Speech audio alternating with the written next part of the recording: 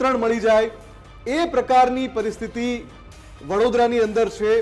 વડોદરાનું આ જે અણઘડ તંત્ર છે એને કઈ રીતે બુદ્ધિનું પ્રદર્શન કર્યું છે. હવે પછીનો આ રિપોર્ટ 5 મિનિટ માટે તમે જોઈ લેજો કે કઈ રીતે વડોદરામાં અણઘડ તંત્ર છે, વડોદરામાં બુદ્ધિના બારદાનો વહીવટી તંત્ર સંભાળી રહ્યા છે. માર્ગ મકાન વિભાગે ગંભીરા બ્રિજ પર દિવાલ ચણી દીધી છે. રેસ્ક્યુ કરતા વાહનો અંદર હોવા છતાં આ દિવાલ ચણી લેવાય છે. માનસી, આનાથી વધારે આ બુદ્ધિના બારદાનોનું બુદ્ધિનું પ્રદર્શન બીજું શું હોઈ શકે કે હજુ તો ત્યાં રેસ્ક્યુ કરતા વાહનો ત્યાં પડ્યા છે અને આ લોકોએ આડી દિવાલ ચણી દીધી છે. યા તો એ લોકો એવું સમજે છે માનસી કે દિવાલ ચણી દીધી છે તો એ તો અમુક હજાર રૂપિયાનો જ ખર્ચો થયો છે ને, એ પૈસા એમાં એમને ક્યાંયથી ખિસ્સામાંથી કાઢવાના છે, એ પૈસા તો પ્રજાના છે ને, યા તો એવું વિચારે છે. અને યા પછી આ લોકો વચ્ચેનું સંકલન ઝીરો છે, ઝીરો, કશું જ ફરક નથી પડતો. એક નંબરના ડફોળો ભેગા થયા છે. ડફોળો આ જે લોકો આ રીતનું, આ જો તમે આ દિવાલ ચણી દીધી, ફૂટેજ એકવાર ફૂલ સ્ક્રીન બતાવી દો. આ દિવાલ ચણી દીધી છે અને એ દિવાલની પેલે પાર તમને વાહનો દેખાતા હશે. એ વાહનો કાઢવાનો રસ્તો નથી અને કોઈ નંગ હું કહું છું એમણે આદેશ આપ્યો કે આમ દિવાલ ચણી નાખો, એટલે જે બિચારા શ્રમિકો જે કામ કરવા વાળા જે બોલાવ્યા છે એમણે દિવાલ ત્યાં ચણી દીધી. આ રીતની આપણી તંત્રની વ્યવસ્થા છે, આ રીતે આપણું તંત્ર ચાલે છે માનસી. બિલકુલ મુફદ્દલ, અને જ્યારે આખરે તંત્રને ખબર પડી કે આ તો આપણાથી ભૂલ થઈ ગઈ એટલે હવે ફરી પાછું તંત્રએ દિવાલ તોડવાની કામગીરી શરૂ કરી છે. ક્યાં સુધી બુદ્ધિનું દેવાળું ફૂંકતા રહેશે ને પ્રજાના પૈસાનું આ જ રીતે વેડફાટ કરતા રહેશે સવાલ છે. પ્રજા ટેક્સના કરોડો રૂપિયા ચૂકવે છે તો શું તમારા આ અણઘડ વહીવટ માટે નથી ચૂકવતી? અને આવી પરિસ્થિતિના કારણે જ લોકોએ જીવ ગુમાવવાનો વારો આવે છે. અગાઉ ગંભીરા બ્રિજ દુર્ઘટનામાં એન્જિનિયર એવું કહેતા હતા કે બ્રિજમાં કોઈ જ ખામી નથી, બ્રિજ બરાબર છે, અને પછી આવી દુર્ઘટના સર્જાઈ ગઈ. દુર્ઘટના પછી પણ એવું કહેતા હતા કે બ્રિજ તો બરાબર. આ તંત્ર કેવું નિર્ભીક છે. આ તંત્રને કોઈની પડી નથી. તમારે તમારાથી જે થતું એ કરી લો ને, એ પ્રકારનો ભાવ આ લોકોનો છે. એટલે તમે જો અંદર વાહનો પડ્યા છે અને આડી દિવાલ ચણી લીધી. કલેક્ટર સાહેબને જ્યારે પૂછ્યું, વડોદરા જિલ્લા કલેક્ટરને, તો એમણે કહ્યું કે હું તપાસ કરીને કહું. એટલે જ અહીંયા અમે કહીએ છીએ ને કે સંકલનનો જ અભાવ છે. અહીંયા સંકલન નથી. એનો વરવો નમૂનો કેવો હોઈ શકે? તો આવો વડોદરા આપણી સાથે સંવાદદાતા અલ્પેશ જોડાઈ ગયા છે. અલ્પેશ, ઘણા આશ્ચર્યની વાત છે કે આ ડફોળો ભેગા થયા છે એના કારણે તો આવી બધી દુર્ઘટનાઓ સર્જાય છે. આ બધા જે ડફોળો છે એમણે વધુ એક કાંડ કર્યો છે વડોદરામાં. શું છે?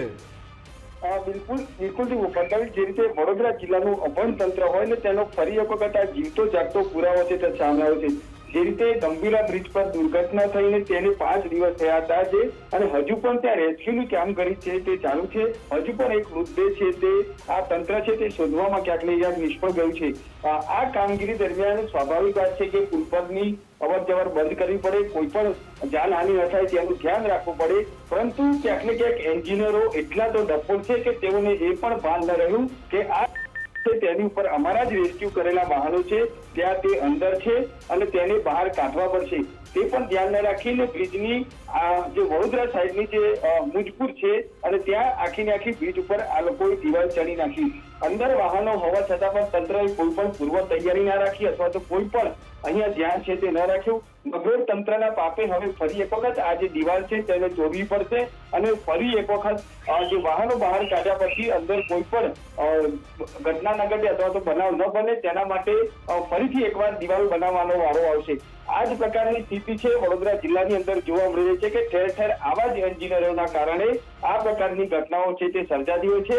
આટલી મોટી ઘટના ઘટી તેમ છતાં પણ હજુ પણ આ એન્જિનિયરો છે તે ક્યાંક ને ક્યાંક પોતાની જવાબદારી. અલ્પેશ, હમણાં જે અપડેટ છે અનુસાર આ દિવાલને પાછી તોડવામાં આવી રહી છે અથવા તો તોડી નાખી છે, એ અપડેટ છે અત્યારે હમણાંનું?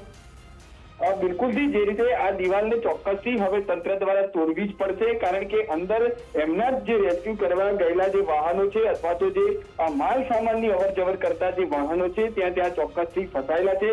તંત્રની જ્યારે ચોક્કસથી આપણે જિલ્લા કલેક્ટર સાથે પણ વાત કરી ત્યારે ચોક્કસથી તેમના ધ્યાને આ આખી આ વાત આવી હતી અને તાત્કાલિક જ તેમના દ્વારા આ જે દિવાલ છે તે તોડવાનો આદેશ પણ આપવામાં આવ્યો છે. એટલે ચોક્કસથી કહી શકાય કે ક્યાંક ને ક્યાંક મીડિયા હર હંમેશા માટે અવાજ ઉઠાવે ત્યારબાદ જ આ જે નબળું તંત્ર છે તેની આંખ ઉઘડતી હોય છે. ગંભીરા બ્રિજ પર પણ આપણે જોયું કે અનેક વખત મીડિયા દ્વારા પણ રજૂઆત કરવામાં અલ્પેશ, આવી હતી. જ્યારે આ દુર્ઘટના સર્જાઈ ત્યારે સરકારે પગલાં પણ લીધા અને 4 જેટલા અધિકારીઓને સસ્પેન્ડ પણ કરી દીધા છે, પરંતુ ત્યારબાદ જે તંત્રએ અત્યારે બુદ્ધિનું દેવાળું ફૂક્યું છે, દિવાલ ચણી દીધી, પાછી તોડવી પડશે, રૂપિયા જે પણ ગયા એ વેસ્ટ ગયા, તો શું એવા અધિકારીઓ વિરુદ્ધ કોઈ કાર્યવાહી થશે કે કેમ? બિલકુલથી કલેક્ટર દ્વારા જે રીતે ગુજરાત ફર્સ્ટ સાથે વાતચીત કરવામાં આવી ને તેઓ હવે તપાસ પણ કરશે.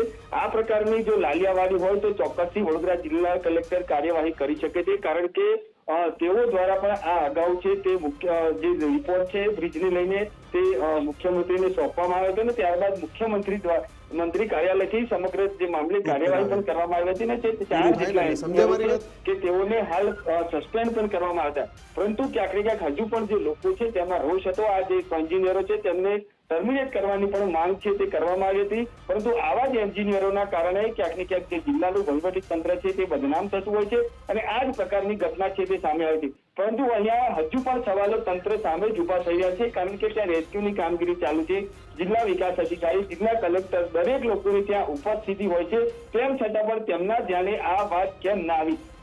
અનેક જે ટીમો છે તે બ્રિજ પર પણ તપાસ કરી રહી છે. આપણે સવારે જોયું તે રીતે એફએસએલની ટીમ હોય અથવા તો અન્ય કોઈ બ્રિજના ઇન્સ્પેક્શન માટેની ટીમ હોય, આ તમામ ટીમો છે ત્યાં સતત 24 કલાક ખડે પગે છે. કોઈ પણ ઓકે અલ્પેશ, ઠીક છે અલ્પેશ, આભાર. પણ જે અમારે કહેવું છે, જે દર્શકો અત્યારે જોડાયેલા છે અમારી સાથે, વડોદરાની અંદર ગંભીરા બ્રિજ દુર્ઘટના થાય છે એ પછી આ તસવીરો અમે આપને બતાવી રહ્યા છીએ. એ તસવીરો જરા ધ્યાનથી જોજો, એટલા માટે જે હમણાં કદાચ જોડાયા છે દર્શકો અમારી સાથે, કે આ તંત્રએ બ્રિજને બંધ કરવા માટે એક દિવાલ ચણી લીધી. હવે આ લોકોના છે ને દિમાગમાં દિવાલ ચણાઈ ગઈ છે.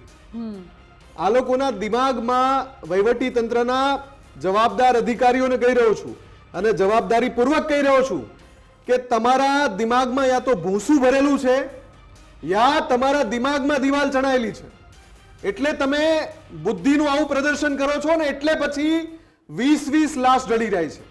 જ્યારે આવી દુર્ઘટનાઓ થાય છે, એક પછી એક દુર્ઘટનાઓ થાય છે, તો આ વહીવટી તંત્ર અને એના અધિકારીઓ કેવું એકમેક સાથે સંકલન સાધે છે.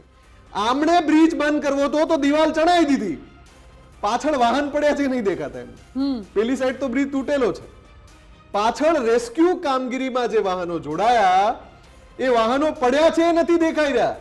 જેણે આદેશ આપ્યો એણે અને જેણે ત્યાં સ્થળ પર કામ કરવાનું અથવા તો જે કામ થયું એનું નિરીક્ષણ કર્યું એણે બિલકુલ મગજ ન દોડાવ્યું, વાહનો અંદર રાખી દીધા અને દિવાલ ચણી દીધી. કેમ? બ્રિજ બંધ કરવાનો હતો, કાંડ થઈ ગયો હતો ને આગળ એમના પાપે, અને બ્રિજ બંધ થઈ ગયો, વાહનો અંદર ફસાયેલા રહ્યા, તો કે તોડી નાખો દિવાલ. હવે એમાં નાણાંનો જે વ્યય થાય એ એમને ક્યાં ખિસ્સામાંથી કાઢવાના છે? આ અધિકારીઓને એમના ખિસ્સામાંથી કાઢવાના જ નથી, એટલે એમને કોઈ ફરક પડતો નથી. અને આપણને ખબર છે કે આટલી મોટી મોટી દુર્ઘટના જેમાં લોકોના જીવ જાય છે, આખે આખા પરિવારના માળા વિખાઈ જાય છે, ત્યાં કશું થતું નથી. તો આ એક દિવાલ ભૂલમાં બનાવી દીધી અને પાછી ભૂલમાં બનાવેલી દિવાલ તોડી નાખી, એમાં કોઈ શું કરી લેવાનું? આ ભાવ છે આ લોકોને, એટલે આ લોકો આટલા ડફોળ વેડા કરે છે, બુદ્ધિનું દેવાળું ફૂંકે છે, પોતાની બુદ્ધિનું પ્રદર્શન કરે છે અને પ્રજાના નાણાંનો વ્યય કરે છે. બિલકુલ. અને એક સામાન્ય માણસને, એક સામાન્ય બાળકને જોઈને પણ ખબર પડી જાય કે સામેની બાજુ બ્રિજ તૂટી ગયો છે અને ત્યાં વાહનો પડ્યા છે, તો બહાર આવવા માટેનો એકમાત્ર રસ્તો છે. એમાં પણ દિવાલ ચડી, એટલે કોઈ જે ત્યાં નિરીક્ષણ કરવા માટે આવ્યો હશે, જે એન્જિનિયર હશે કે કોઈ પણ એવો વ્યક્તિ હશે તંત્રનો, એને ખબર તો પડી નહીં હોય. શું એને એટલી પણ ખબર નથી પડતી કે અહીંથી આ વાહનો બહાર કેવી રીતે આવશે? રેસ્ક્યુ કરતા જે શ્રમિકો છે, જે લોકો છે, બહાર કેવી રીતે આવશે?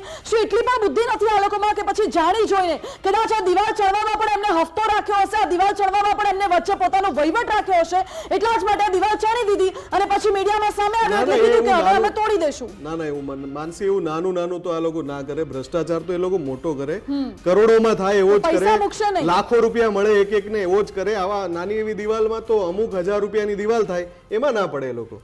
પૈસા મૂકવા નથી એ લોકોને, વાત નાની છે કે મોટી છે, ભ્રષ્ટાચાર તો કરવો જ છે. અને એ ભ્રષ્ટાચાર અથવા તો કહો કે આ બુદ્ધિનું દેવાળું ફૂક્યું છે અણઆવડતછન. જો આવા અધિકારીઓ તંત્રમાં બેઠા છે તો કેવી રીતે શહેરનો વિકાસ થશે, કેવી રીતે દેશનો વિકાસ થશે, કેવી રીતે રાજ્યનો વિકાસ થશે, એ પણ સવાલ છે. જો કે આ સવાલ સાથે જ હવે રજા લઈએ છીએ આપને મુદ્દાની વાતમાં. અત્યારે બસ આટલું જ. આવા જ વધુ સમાચાર જોવા માટે આપ જોતા રહો ગુજરાત ફર્સ્ટ. નમસ્કાર.